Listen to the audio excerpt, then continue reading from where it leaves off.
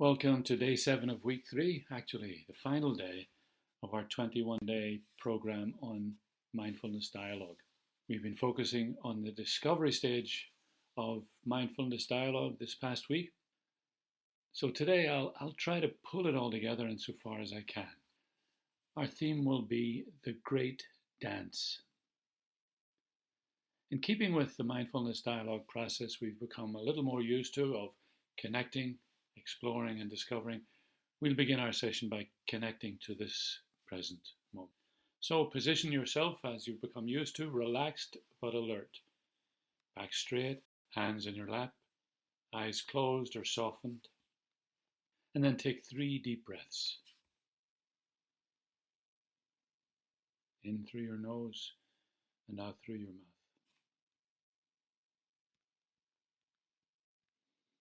And breathe normally. And where you feel tension in your body, breathe into that place and breathe out the tension. Do this for a moment. Now try to let go of all the thoughts that are running around in your head by simply paying attention to your breath as you breathe in and out deliberately. Find a gentle rhythm. And in your mind, softly say the theme of today, the great dance. Repeat this a few times, like a mantra. In fact, perhaps it's something you'll repeat throughout the day. Listen to yourself beneath all the things that engage you in the world. These are like the waves on the surface of your own deep waters. And continue with this mindfulness practice by giving yourself permission to be here now, present to this moment. When you find yourself distracted, as you will, simply return to your breath and the theme of today. I will pause for a moment, but feel free to extend this period by pausing the recording and returning when you're ready. Now, gently return to where you are, and when you're ready, open your eyes. Feel for a moment the connection you have generated in this way. Know that you can do this anytime. In this final day of our immersion program in mindfulness dialogue, it would seem appropriate and important to try to distill and reflect the heart of what we have been saying about what is going on, what I have called the real world, and what it means for how we should live in this real world. So let T.S. Eliot's words bring us to our end point, which is also our starting point. We shall not cease from exploration, and the end of all our exploring will be to arrive where we started and know the place for the first time. This, he says, is the still point of the dance of life that we are all part of, without which there would be no dance. And there is only the dance. After this mindfulness dialogue immersion, I have a better sense of what Eliot is saying. There is only the dance. Thomas Merton, a spiritual teacher who had a profound impact on my teenage years, offers a statement that moved me then and that moved me again many years later when Anne and I used it as a reading for our wedding ceremony. Once again, at this still point of the turning world, I find that it captures my sense of what is going on and where we all fit in. He says, "For the world and time are the dance of God in emptiness. The silence of the spheres is the music of a wedding feast. The more we persist in misunderstanding the phenomena of life, the more we analyze them into strange finalities of our own, the more we involve ourselves in sadness, absurdity, and despair. But it does not matter much, because no despair of ours can alter the reality of things or stain the joy of the cosmic dance, which is always there, Indeed, we are in the midst of it, for it beats in our very blood, whether we want it to or not. Yet a fact remains that we are invited to forget ourselves on purpose, cast our awful solemnity to the winds, and join in the general dance. Merton's wonderful piece leaves me with two thoughts. One is that this great dance does not depend on me. The other is that my unique participation in this dance is not without significance. So I should not take myself too seriously, but nor should I dismiss my efforts as without meaning. The first thought is consoling. It is that the roots of my challenges and the challenges of our modern world, my sadness, absurdity, and despair, are to be found in my own insistent and persistent misunderstanding of things and the strange finalities that this produces. The second, even more consoling thought is reflected in Merton's almost casual statement that it does not matter much because nothing we can do will alter the reality of things or stay in the joy of the cosmic dance. The reason is that this dance beats in our very blood. We are actually in the midst of it. So the only decision to be made, he says, is to forget ourselves on purpose, cast our awful solemnity to the winds, and join in the general dance. They say that skills evolve into art when they have been practiced and integrated to the point where they become part of us.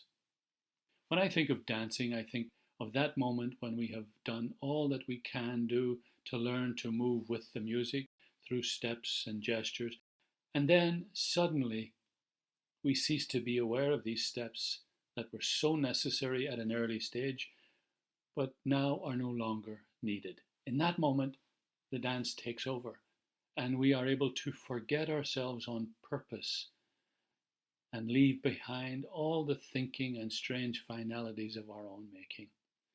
Then the music dances us. Then there is only the dance. As I look for ways to live the way of mindfulness dialogue, to be present, to understand, to let go and discover, I long for the time when mindfulness dialogue can live me. Probably, like good dancers will admit, this will always be a gift that is rare and perhaps all the more beautiful for that.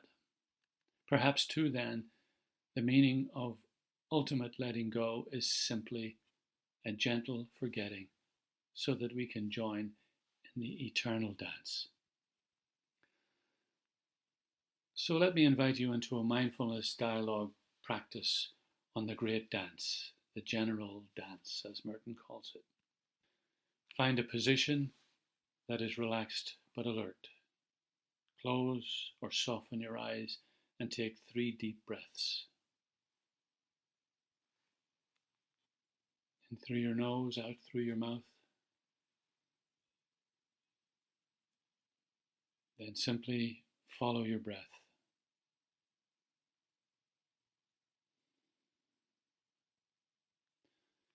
Now read the Merton piece again, slowly.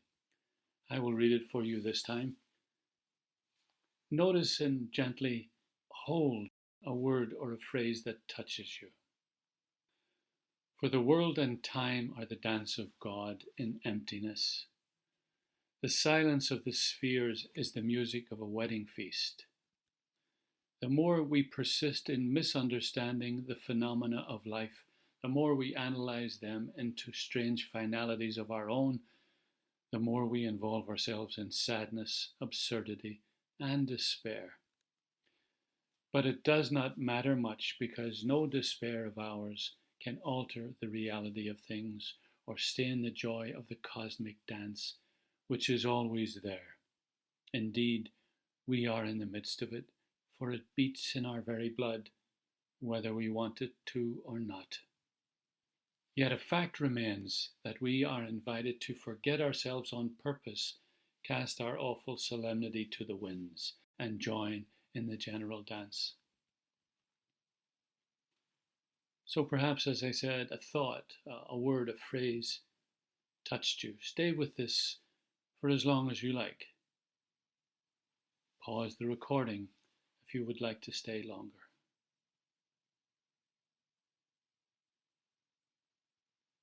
Hold the thoughts that always surface in the face of the great silence of the infinite spaces, but without trying to analyze them into strange finalities of our own.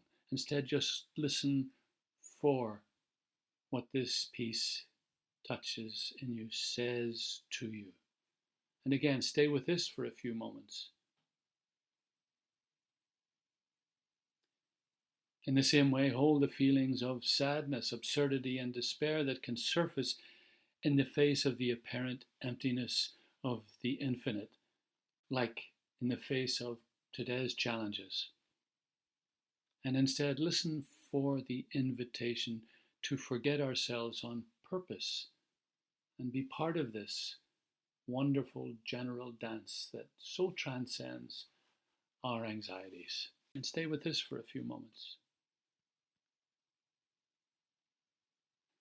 Begin to think about some simple, concrete steps that would allow you to forget yourself on purpose every day and join in the general dance.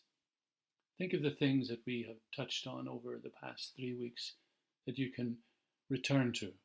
A walking mindfulness dialogue, a little space for yourself, journaling in your book, learning how to listen more carefully to each other in order to understand, dealing with the challenging energies that we encounter in these days and working with them in a kind of Aikido approach, learning how to not know, to participate in unknowing. All of these, stay with these for a few moments. Again, pause the recording if it helps you, and come back when you're ready. Now slowly return to where you are and gently open your eyes. This final practice is perhaps made for starry nights and morning sunrises, but even in the ordinary things of the everyday, the dance of God in emptiness and the silence of the spheres can be felt. Certainly, this great dance serves as a backdrop and a foundational framework for everything.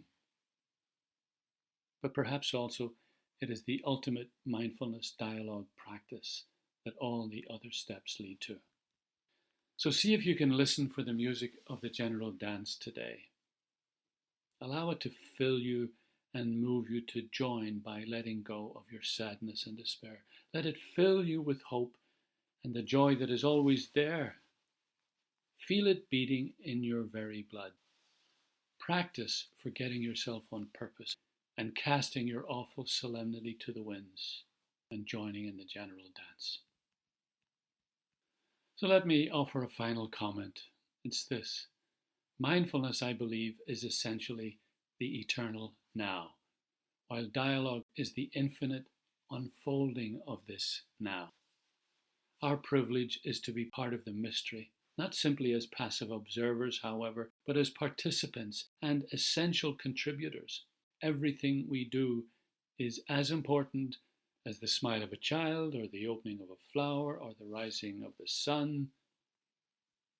It is only our deliberate, almost perverse misunderstanding of things and our illusory conclusions, those strange finalities of our own, that involve us in the sadness, absurdity, and despair that threatens us and our children today. I hope that this immersion program has been interesting and even meaningful, especially in these days that challenge us at our deepest core. So perhaps the blessing on this last day of our program should be this. Blessings, dear friends, on all of us in these days. Banach tí a chairde, ar gach duine agin sna léhananta seo.